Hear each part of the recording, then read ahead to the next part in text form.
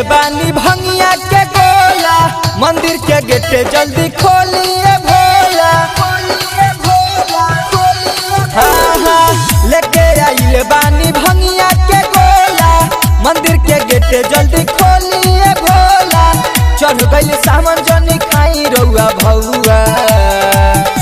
ए बाबा लेके अरे ब्रांडेड लाला है बाबा, ये 2-4 फुट टान लीजिए। बाबा लेके गजा लखनऊआ, चांदी के चिलम से टानी रहुआ।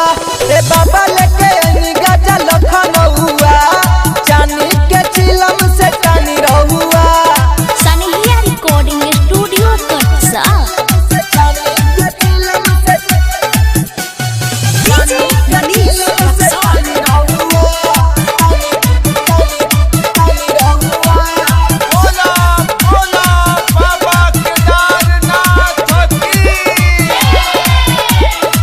बड़ी मुसीबत से यहाँ बनी आई, यही लमौगी से बनी पिटाई। कहलस की जाए नहीं देह देव घर में, तू जाइबा ओने हम जाइब नई हर में।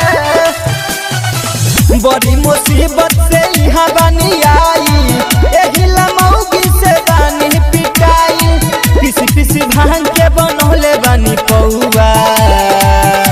ए बाबा लेके अरे बाबा सिचुएशन बुझिए ना, जल्दी आइए टाइम लगेगा। बाबा लेके गजा लखनऊआ, चांदी के चिलम से टानी रहुआ। ए बाबा लेके गजा लखनऊआ, चांदी के चिलम से टानी रहुआ।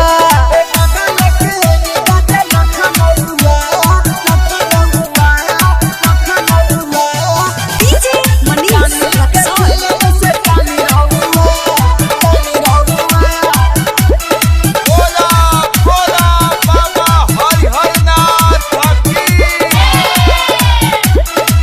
सारा कामरियन के पीछे बानी छोड़ले, रउएला बानी बाबा लॉकडाउन तोड़ले।